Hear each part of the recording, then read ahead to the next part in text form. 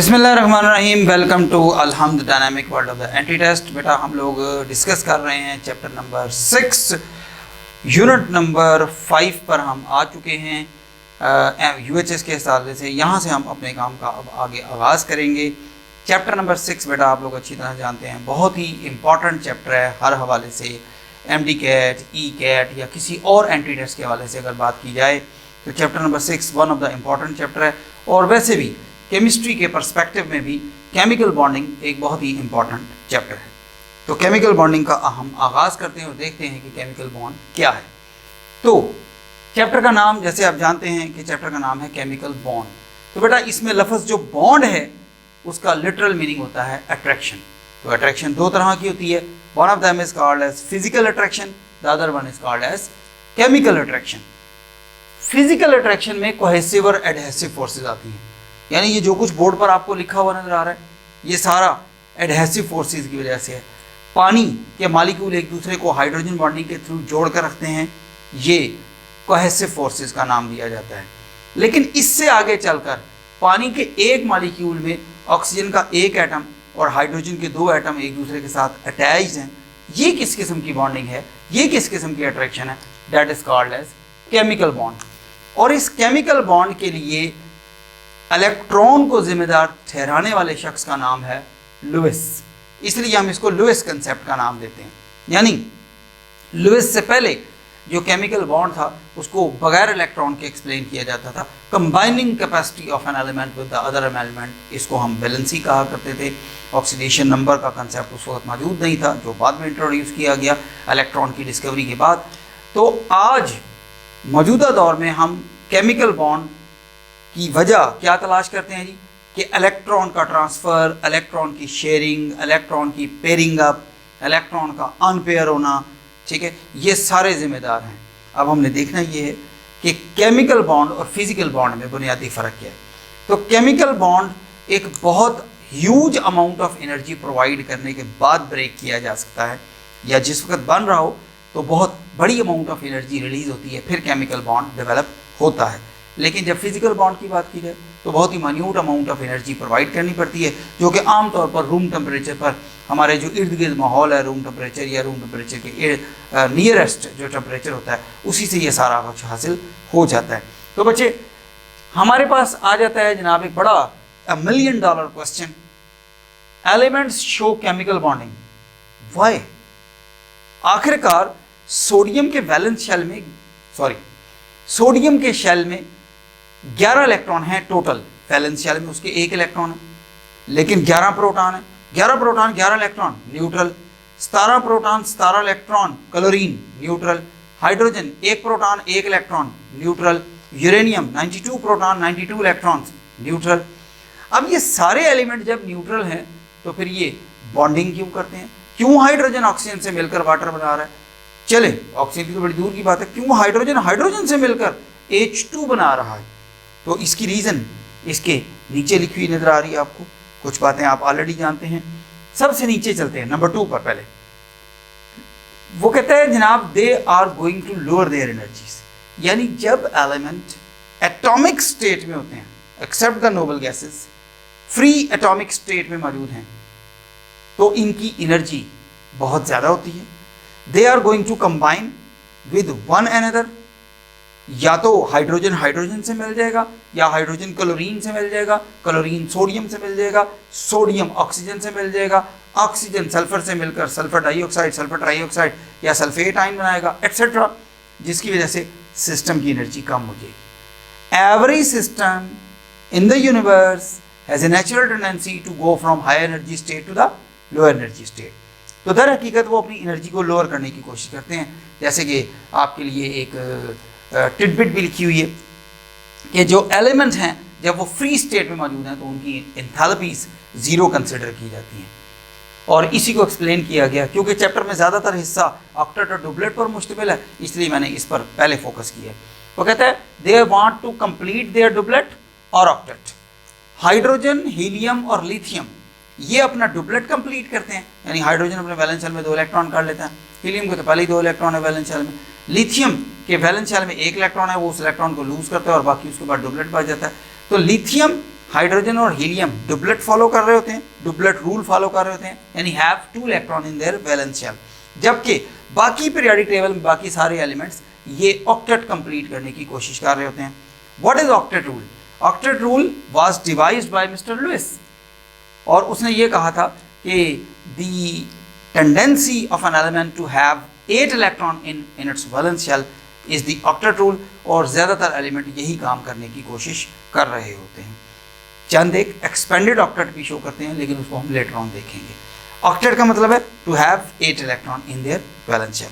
अब आते हैं जनाब हम टाइप्स ऑफ केमिकल बॉन्डिंग, यानी जब हमने केमिकल बॉन्डिंग क्लियर कर ली कि केमिकल बॉन्ड है क्या, केमिकल बॉन्ड को एक definite amount of energy provide करनी पड़ेगी ब्रेक करने के लिए, इलेक्ट्रॉन्स इन्वॉल्व होंगे, तो फिर हम टाइप्स ऑफ केमिकल बॉन्डिंग की तरफ आते हैं। सबसे पहले हमारे पास टाइप्स ऑफ केमिकल बॉन्डिंग में कौन सा बॉन्ड आता है जी? Ionic bond. Ionic bond is also called as electrovalent bond. हमारा जो कंसेप्ट है आयोनिक बॉन्ड का वो ये कि one of the atom is going to lose electron, the other atom is going to accept electron, और फिर जो लूजर है उसके ऊपर पॉजिटिव चार्ज आएगा यानी कैटायन बनेगा वो, और जो एक्सेप्टर है उसके ऊपर नेगेटिव चार्ज आएगा यानी वो एनायन बनेगा, और ये कैटायन और एनायन आपस में अट्रैक्ट करेंगे। ये लुइस के मुताबिक आयोनिक बॉन्ड की फॉर्मेशन है, जिसको हम इस तरह से लिखते हैं, it is the electrostatic force of attraction between the oppositely charge ions, यानी 2 ऑपोजिटली चार्ज आयॉन्स होने चाहिए, एक कैटायन और एक एनायन। बना कैसे है? That is none of our business. तो सोडियम पॉजिटिव क्लोराइड नेगेटिव को, पोटाशियम पॉजिटिव सल्फेट नेगेटिव को, कैल्शियम पॉजिटिव फॉस्फेट नेगेटिव को, अमोनियम पॉजिटिव एसीटेट नेगेटिव को, कार्बामेट नेगेटिव अमोनियम पॉजिटिव को आपस में कंबाइन करते हैं, और इस तरह हमारे पास ढेर ionic bond, ionic compounds develop हो जाते हैं। All ionic compounds necessarily have a cation and a anion. उसमें पॉजिटिव आयन भी होना चाहिए, उसमें कैटायन भी होना चाहिए, और पॉजिटिव और नेगेटिव आयन दोनों होने चाहिए। और हमेशा आयोनिक बॉन्ड्स के मतलब आपने याद रखनी है कि आयोनिक बॉन्ड से जो कंपाउंड डेवलप होगा it is always solid in nature, यानी सॉलिड आयोनिक क्रिस्टल बनेगी। जैसे कि चैप्टर नंबर 4 में हमने जब सॉलिड्स की क्लासिफिकेशन पढ़ी तो पहली क्लासिफिकेशन का नाम है आयोनिक सॉलिड, और आयोनिक सॉलिड हमेशा सॉलिड ही होते हैं, ठीक है, और उनके दरमियान आयोनिक बॉन्ड एग्जिस्ट कर रहा होता है। पीरियोडिक टेबल की बात करें तो पता चलता है कि फर्स्ट ए और सेकंड ए ग्रुप जिनकी आयोनाइजेशन एनर्जी बहुत कम है वो कैटाइंस आसानी से बना सकते हैं। जैसे कि अगर हम सोडियम की बात करते हैं तो सोडियम की इलेक्ट्रॉनिक कॉन्फ़िगरेशन है 2,8,1, यानी इसके वैलेंस शेल में 1 इलेक्ट्रॉन मौजूद है। तो अगर ये अपना 1 इलेक्ट्रॉन ये लूज कर देता है और ये सोडियम पॉजिटिव में कन्वर्ट हो जाता है, now it has the completed octet. अब उसके पास एक ऑक्टेट कंप्लीट हो चुका है, जैसे कि आपको यहाँ पर नजर आ रहा है, ठीक है जी, इलेक्ट्रॉन लूज हो चुका है। लेकिन देखना यह है कि क्या इलेक्ट्रॉन लूज होने के बाद बॉन्ड बन चुका है। जरा क्लोराइड नेगेटिव की तरफ देखें, Cl 2,8,7 वैलेंस शेल में 7 इलेक्ट्रॉन है, तो वो जो इलेक्ट्रॉन सोडियम ने रिलीज किया है वो ये इलेक्ट्रॉन टेकअप करता है और अब कन्वर्ट हो जाता है क्लोराइड नेगेटिव में 2,8,8। अब आप देख सकते हैं कि सोडियम पॉजिटिव बनाने के बाद ऑक्टेट कंप्लीट कर चुका है, क्लोरीन क्लोराइड नेगेटिव बनाने के बाद ऑक्टेट कंप्लीट कर चुका है, लेकिन क्या कोई आयोनिक बॉन्ड डेवलप हुआ है? आयोनिक बॉन्ड बच्चों इससे अगले स्टेप में डेवलप होगा जब सोडियम पॉजिटिव आयन जो कि गैसियस स्टेट में मौजूद होता है, ये क्लोराइड नेगेटिव आयन जो कि गैसियस स्टेट में मौजूद है, ये दोनों मिलेंगे सॉलिड क्रिस्टल बनाएंगे। यहां पर बच्चों इस जगह पर जाकर बनेगा आयोनिक बॉन्ड। अब बन गया जी आयोनिक बॉन्ड, ठीक है जी। और चूंकि सोडियम पॉजिटिव एक पॉजिटिव आयन है, एक स्फेरिकल सिमेट्रिकल एंटिटी है, तो उसके करीब क्लोराइड आयन आ जाएगा। क्या आयोनिक क्रिस्टल में ये एक दूसरे को प्रैक्टिकली टच कर रहे होते हैं? तो हम ये बात करेंगे नहीं, ऐसा नहीं होता। उसकी वजह सोडियम पॉजिटिव कितना ही छोटा क्यों ना हो, हम जानते हैं कि कैटाइन न्यूट्रल एटम से छोटे होते हैं जबकि एनाइन न्यूट्रल एटम से बड़े होते हैं। तो सोडियम पॉजिटिव कितना ही छोटा क्यों ना हो, लेकिन उसके वैलेंस शेल में इलेक्ट्रॉन्स मौजूद हैं। ये देखें 2,8, अभी भी 10 इलेक्ट्रॉन मौजूद हैं। सिमिलरली क्लोराइड आयन के पास भी 18 इलेक्ट्रॉन मौजूद हैं। दोनों ने अपना अपना ऑक्टेट कंप्लीट कर लिया, दोनों अपनी अपनी नियरेस्ट नोबल गैस कन्फिग्रेशन हासिल कर चुके हैं। तो अब यहाँ पर हासिल हो जाता है हमारे पास एक पॉजिटिव आयन और एक नेगेटिव आयन, लेकिन आयनिक क्रिस्टल में एक दूसरे के बहुत करीब होते हैं लेकिन एक दूसरे को टच नहीं कर रहे होते, जिसकी वजह से इस बॉन्ड को बेटा क्या डिक्लेयर किया जाता है, non directional bond. The ionic bond is non directional bond, ठीक है नी, नॉन डायरेक्शनल होता है। याद रखिएगा कि 6th A और 7th A वालों की इलेक्ट्रॉन एफिनिटी ज़्यादा है ताकि वो इलेक्ट्रॉन आसानी से गेन कर सकें। 1st A और 2nd A वालों की आयनाइजेशन एनर्जी बहुत कम है ताकि वो आसानी से इलेक्ट्रॉन लूज कर सकें। तो इसलिए ये 4 ग्रुप्स आसानी से, या आप कह लें प्रेफरेंशियली आयोनिक बॉन्ड बनाते हैं, लेकिन इसका हरगिज़ ये मतलब नहीं है कि बाकी आयोनिक बॉन्ड नहीं बना सकते। सिचुएशन वही है कि एक पॉजिटिव आयन होना चाहिए और एक नेगेटिव आयन होना चाहिए। इस कॉन्टेक्स्ट में यहाँ पर एक क्वेश्चन लिखे हुए नजर आएंगे आपको थोड़ी देर में, जिनको हम डिस्कस करेंगे ताकि इनका कंसेप्ट आपको बेहतर हो सके। The second type of the bond, जैसे कि आपकी स्क्रीन पर सबसे ऊपर बोर्ड पर लिखा हुआ नजर आ रहा है, covalent bond. The covalent bond है another name electron pair bond. बेटा ये जो एक लाइन लिखी नजर आ रही है, ये एक इलेक्ट्रॉन पेयर को रिप्रेजेंट कर रही है। यहाँ पर 2 लाइनें हो चुकी हैं, इसका मतलब 2 इलेक्ट्रॉन पेयर हैं। यहाँ पर 3 लाइनें हो चुकी हैं, इसका मतलब 3 इलेक्ट्रॉन पेयर हैं। तो बेटा फर्स्ट ए ग्रुप ये लिखा हुआ है, second A group, 6th A group and 7th A group, ये तो टोटल 4 ग्रुप हैं। पीरियाडिक टेबल में टोटल 18 ग्रुप्स हैं और 18 ग्रुप्स में तकरीबन कमोबेश 120 से ऊपर एलिमेंट जो है वो मौजूद हैं। तो इतने सारे एलिमेंट्स के में से ये सिर्फ 8-10 एलिमेंट्स का जिक्र किया गया, तो बाकी कैसे बॉन्ड बनाएंगे। इवन हाइड्रोजन तो हाइड्रोजन के साथ बॉन्ड बना रहा है, वहाँ तो ग्रुप ही चेंज नहीं हो रहा। क्लोरीन क्लोरीन से बॉन्ड बना रहा है, कोई ग्रुप चेंज नहीं हो रहा। सल्फर तो 8 सल्फर के एटम मिलकर रोम्बिक सल्फर बनाते हैं, S8 बनता है। P4 रेड फास्फोरस या वाइट फास्फोरस P4 मॉलिक्यूल बना रहा है। 4-4, 5-5, 8-8, 10-10 एक ही तरह के एलिमेंट के एटम आपस में मिलकर बॉन्ड बना रहे हैं। तो वो कौन सा बॉन्ड है, named as covalent bond, also called as electron pair bond. यानी डबलेट या ऑक्टेट कंप्लीट करने का तरीका एक ये भी है। और इसमें एक और बात भी आती है कि number 1 elements want to complete their doublet, number 2 element want to complete their octet, number 3 बड़ी important part, they want to paired up their unpaired electrons, वो अपने unpaired electrons को pair up करना चाहते हैं, इसलिए भी बॉन्डिंग में हिस्सा लेते हैं। लेकिन इन तीनों बातों से सबसे ज़्यादा ज़रूरी बात यहाँ पर सबसे नीचे लिखी हुई है, रिपीट कर रहा हूँ कि they want to decrease their energy, जो एटॉमिक स्टेट में उनकी मौजूद होती है। कंपाउंड स्टेट में या कंबाइंड स्टेट में उनकी एनर्जी थोड़ी नीचे चली जाती है। तो कोवलेंट बॉन्ड बेटा सिंगल, डबल और ट्रिपल 3 तरह का होता है। सिंगल कोवलेंट बॉन्ड में दोनों तरफ से एक एक इलेक्ट्रॉन शेयर किया जा रहा होता है, यानी एक इलेक्ट्रॉन पेयर शेयर किया जा रहा होता है। डबल कोवलेंट बॉन्ड में दोनों तरफ से 2-2 इलेक्ट्रॉन आते हैं और डबल कोवलेंट बॉन्ड बनता है, 2 लाइनों से रिप्रेजेंट किया जाता है। 2 इलेक्ट्रॉन पेयर दोनों एटम्स के दरमियान होते हैं।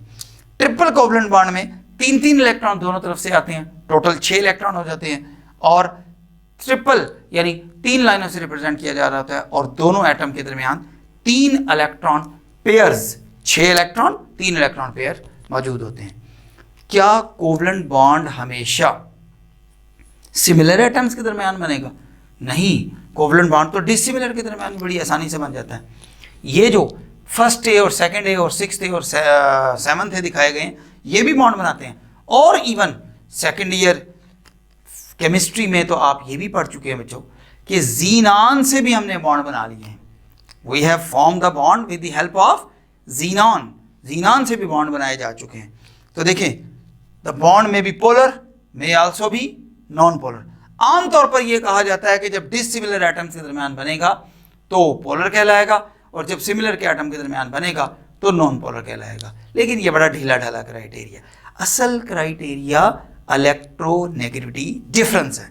इलेक्ट्रोनेगेटिविटी डिफरेंस आपको क्वांटिटेटिवली बताएगा कि कौन सा बॉन्ड को पोलर होगा और कौन सा नॉन पोलर होगा। जरा ध्यान से देखें, यहाँ पर आपके सामने स्क्रीन पर नजर आ रहा है आपको बड़ा इंपॉर्टेंट बात लिखी हुई, ये देखें, कहता है if the electronegativity difference is between 0.0 and 0.4 then the bond is said to be non polar.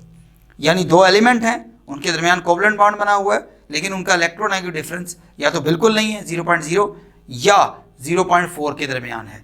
ठीक है, जैसे अल्केन्स में कार्बन की इलेक्ट्रोनेगेटिविटी 2.5, हाइड्रोजन की electronegativity 2.1, difference is 0.4, the bond is said to be non polar. यानी carbon और hydrogen के दरमियान वहां पर जो बॉन्ड है उसको नॉन पोलर कंसिडर किया जा रहा है। तो ये नॉन पोलर कोवलेंट बॉन्ड की एक एग्जांपल होगी। अगर इलेक्ट्रोनेगेटिव डिफरेंस 0.5 से लेकर 1.6 के दरमियान लाई करे तो ये पोलर कोवलेंट बॉन्ड होगा, और अगर 1.7 या उससे ज्यादा हो लेकिन 4.0 हो तो फिर हम बॉन्ड को आयोनिक डिक्लेयर करेंगे। एक इंपॉर्टेंट बात, लुक एट दैट, यहां पर सिर्फ लेसर देन का साइन यूज किया गया, ठीक है, इक्वल का साइन इस्तेमाल नहीं किया गया।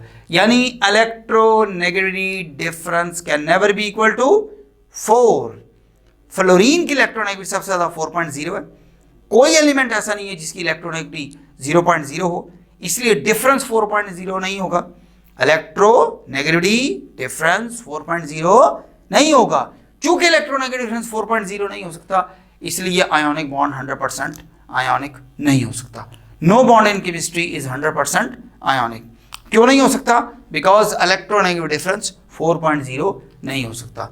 Greater the electronegative difference, greater is the ionic reactor. जैसे कि किताब में सीजियम फ्लोराइड के मुतालिक बताया गया कि ये 92% आयोनिक है, सोडियम क्लोराइड के मुतालिक बताया गया 72% आयोनिक है। यानी सीजियम फ्लोराइड का आयोनिक रिएक्टर सबसे ज़्यादा है, क्योंकि इलेक्ट्रोनेगेटिव डिफरेंस भी सबसे ज़्यादा है, 4.0 -0.6 3.4। ठीक है, अच्छा, ये जो बेटा क्राइटेरिया आपको बताया गया है, ये क्राइटेरिया बिल्कुल ठीक है, बिल्कुल वैलिड है, ठीक है, और बहुत ही रेयर जगह पर ये डिसओबे होता है। इट इज द HF जो इस रूल को डिसओबे कर रहा है। हाइड्रोजन फ्लोराइड के केस में बेटा इलेक्ट्रोनेगेटिव डिफरेंस 1.9 आता है, फ्लोरीन का 4.0, हाइड्रोजन का 2.1, the difference is 1.9। Even then the bond is covalent, 43% covalent है। चैप्टर के एंड पर जब हम डाइपोल मूवमेंट का टॉपिक डिस्कस करते हैं तो वहां पर आपने देखा कि इसका dipole movement 43% ionic character show करता हुआ नजर आ रहा है। अब असल बात पर आते हैं, वाई बेटा, वजह यह है कि जब हम आयोनिक बॉन्ड की बात करते हैं तो आयोनिक बॉन्ड हमेशा सॉलिड स्टेट में डेवलप होता है। ये देखिए, किस में डेवलप होता है? सॉलिड स्टेट में। सॉलिड स्टेट का मतलब है कि सेंटर पर सोडियम पॉजिटिव आयन यानी कोई कैटायन होगा, उसके गिर्द कुछ नेगेटिव आयन होंगे, जैसे कि सोडियम क्लोराइड में सोडियम का कोऑर्डिनेशन नंबर 6 है, यानी सोडियम आयन के गिर्द 6 क्लोराइड आयन है, हर क्लोराइड के गिर्द 6 सोडियम है। तो बात यह बेटा कि hydrogen positive ion can not be existed in the form of cation in A crystal. Solid ionic crystal में हाइड्रोजन पॉजिटिव आयन एग्जिस्ट नहीं कर सकता, क्योंकि उसके पास इलेक्ट्रॉन कोई नहीं है। अगर इलेक्ट्रॉन कोई नहीं है तो एनाइन उसके साथ प्रैक्टिकली स्टिक हो जाएगा, चिपक जाएगा और काम खराब हो जाएगा। इसलिए हाइड्रोजन फ्लोराइड सिर्फ आयोनिक ही होता है। हाइड्राइड आयन जरूर नेगेटिव आयन बनाता है, और नेगेटिव आयन बनाने के बाद वो आयोनिक क्रिस्टल्स भी बनाता है, जैसे सोडियम हाइड्राइड, पोटेशियम हाइड्राइड, लेकिन हाइड्रोजन पॉजिटिव किसी भी सॉलिड आयोनिक क्रिस्टल का हिस्सा नहीं है। तो HF इज ओनली एक्सेप्शन जो इस रूल को फॉलो नहीं करेगी जो यहां पर मेंशन किया गया इलेक्ट्रोनेगेटिव डिफरेंस का। The third type of the bond is very important, called as coordinate covalent bond. It is also called as dative bond. ये भी एक तरह का कोवलेंट बॉन्ड है, और ये बाकायदा एक केमिकल बॉन्ड है, अलग से इंडिपेंडेंट केमिकल बॉन्ड है, लेकिन कोवलेंट बॉन्ड कहा जाता है क्योंकि यहां भी शेयरिंग हो रही होती है। What is the difference? Look at the words, mutual sharing of electrons, non-mutual sharing of electron. Non-mutual sharing of electron का मतलब क्या है बेटा? सम टाइम ऐसा होता है कि जब कोई एलिमेंट बॉन्ड बनाता है तो बॉन्ड बनाने के बावजूद उसके पास एक इलेक्ट्रॉन पेयर, 2 इलेक्ट्रॉन पेयर या ज़्यादा इलेक्ट्रॉन पेयर बच जाते हैं, जिनको हम लोन पेयर का नाम भी देते हैं या नॉन बॉन्डिंग इलेक्ट्रॉन पेयर का नाम भी देते हैं। यानी जो वैलेंस शेल में तो मौजूद हैं, इलेक्ट्रॉन पेयर भी हैं, लेकिन उन्होंने बॉन्ड नहीं बनाया होगा, तो फिर वो किसी दूसरे एटम को डोनेट कर दिए जाते हैं जिसके पास अभी ऑक्टेट कंप्लीट नहीं हुआ। जैसे BF3 की बात करें तो बोरोन के वैलेंस शेल में 3 इलेक्ट्रॉन फ्लोरीन ने शेयर किए, टोटल कितने हो गए? 6 इलेक्ट्रॉन्स। तो बोरोन के वैलेंस शेल में होने कितने चाहिए थे? 8 इलेक्ट्रॉन, हैं कितने? 6 इलेक्ट्रॉन्स, जिसकी वजह से होगा क्या कि ये जो अमोनिया का नाइट्रोजन का इलेक्ट्रॉन पेयर है ये बोरोन को डोनेट कर दिया जाएगा। अब ये डोनेट का मतलब यहाँ पर ये नहीं है कि नाइट्रोजन अपना इलेक्ट्रॉन बोरोन को दे देगा और बोरोन वो इलेक्ट्रॉन लेकर निकल जाएगा, वो आयोनिक बॉन्ड बनता है उस तरह। यहाँ पर डोनेट का मतलब है कि nitrogen is offering its electron pair to boron कि let us share this electron pair. हम दोनों नाइट्रोजन और बोरोन मिलकर इस इलेक्ट्रॉन पेयर को अब शेयर कर लेते हैं, तो उस शेयरिंग से ये नया बॉन्ड वजूद में आता है। कोवलेंट बॉन्ड और कोऑर्डिनेट कोवलेंट बॉन्ड की रिप्रेजेंटेशन में बुनियादी फर्क क्या है? कोवलेंट बॉन्ड ये लाइन सेगमेंट से रिप्रेजेंट किया जा रहा है, छोटी छोटी लाइन लगाई जा रही है लाइन सेगमेंट से, जबकि कोऑर्डिनेटेड कोवलेंट बॉन्ड हमेशा एक वेक्टर से रिप्रेजेंट किया जा रहा होता है, एक एरो से रिप्रेजेंट किया जा रहा होता है, क्योंकि इस वेक्टर ने इस बात का पता बताना होता है कि कौन सा एटम इलेक्ट्रॉन पेयर डोनर है और कौन सा एक्सेप्टर है। एरो की टेल डोनर एटम का पता बताएगी और एरो की हेड एक्सेप्टर एटम का पता बताएगी। जैसे कि बच्चों कोवलेंट बॉन्ड डायरेक्शनल होता है जबकि आयोनिक बॉन्ड नॉन डायरेक्शनल होता है, कोऑर्डिनेट कोवलेंट बॉन्ड भी चूंकि एक कोवलेंट बॉन्ड ही है इसलिए ये भी डायरेक्शनल ही होता है, ये हमेशा डायरेक्शनल होता है। और ये याद रखिएगा कि इसकी फॉर्मेशन दर हकीकत लुईस एसिड बेस की वजह से होती है। Lewis acid an electron pair acceptor species, Lewis base an electron pair donor species. तो एक इलेक्ट्रॉन पेयर डोनर है, दूसरा इलेक्ट्रॉन पेयर एक्सेप्टर है, इस तरह ये बॉन्ड वजूद में आता है, हमेशा पोलर होता है। ये देखें यहाँ तो इतना लंबा क्राइटेरिया लिखा गया कि कब पोलर होगा, कब नॉन पोलर होगा, कब आयोनिक होगा वगैरह वगैरह। कोऑर्डिनेट कोवलेंट बॉन्ड के मतलब आपने ये याद रखनी है, बहुत आसान बात है। Coordinate covalent bond, dative bond is always directional in nature, is always polar in nature. Acceptor atom के ऊपर हमेशा partial negative charge, acceptor atom के ऊपर हमेशा पार्शियल नेगेटिव चार्ज, जबकि डोनर एटम के ऊपर हमेशा पार्शियल पॉजिटिव चार्ज आएगा। और इसीलिए यहां पर एक ये बड़ी गैर मामूली बात लिखी गई है कि इलेक्ट्रोनेगेटिविटी या electronegative difference has no concern with this bond formation, यानी कोऑर्डिनेट कोवलेंट बॉन्ड का इससे कोई ताल्लुक नहीं है, ठीक है। और ये बड़ी इंपॉर्टेंट बात है बेटा, जब कोऑर्डिनेट कोवलेंट बॉन्ड उन्हीं दो एलिमेंट्स के दरमियान डेवलप होता है जिनके दरमियान ऑलरेडी कोवलेंट बॉन्ड मौजूद है, तो you cannot distinguish which bond is covalent and which one is coordinate covalent। जैसे ये देखिए बच्चे नजर आ रहा है कि यही अमोनिया जब हाइड्रोजन पॉजिटिव को अपना इलेक्ट्रॉन डोनेट करेगा तो अमोनियम आयन बनेगा, ये अमोनियम आयन है। अब इस अमोनियम आयन में नाइट्रोजन और हाइड्रोजन के दरमियान कोवलेंट बॉन्ड बना हुआ है। अब आप नहीं बता सकते कि इन चारों में से कोऑर्डिनेट कोवलेंट बॉन्ड किसके दरमियान बना और कोवलेंट बॉन्ड कहाँ था। दिस डिस्टिंग्विशबिलिटी हैज़ बीन वनिश्ड अवे और ये इनडिस्टिंग्विशबिलिटी में कन्वर्ट हो जाता है। इसलिए हर बॉन्ड यहाँ पर 25% डेटिव हो जाता है। सर 25% कैसे हो गया बेटा? बहुत ही आसान बात है। टोटल नंबर ऑफ बॉन्ड्स 4 हैं, आप 100 पर उसको डिवाइड करें, ठीक है। यानी कोई बॉन्ड मैक्सिमम कोवलेंट कितना हो सकता है? 100। कोई बॉन्ड मैक्सिमम कोऑर्डिनेट कोवलेंट कितना हो सकता है? 100%।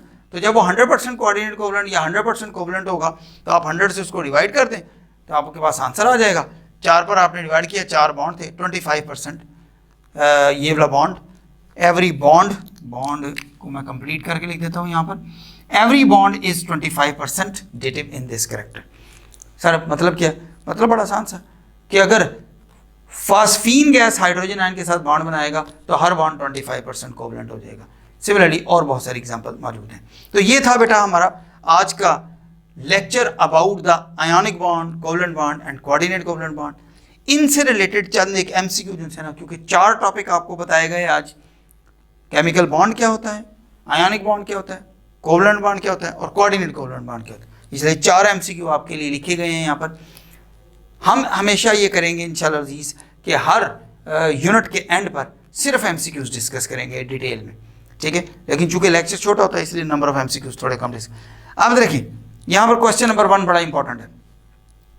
Ink of the board marker, ये जो बोर्ड मार्कर मैं इस्तेमाल कर रहा हूँ, लिख रहा हूँ, is painted on the board while writing, यानी जब मैं लिख रहा हूं तो ये उसके ऊपर पेंट होती चली जा रही है बोर्ड के ऊपर। It is an example of, ये किस चीज की एग्जाम्पल है? ये क्या केमिकल बॉन्ड की एग्जाम्पल है? क्या ये फिजिकल बॉन्ड की एग्जाम्पल है? क्या ये फिजिको केमिकल बॉन्ड की एग्जाम्पल है? या ये ग्रेविटेशनल बॉन्डिंग है?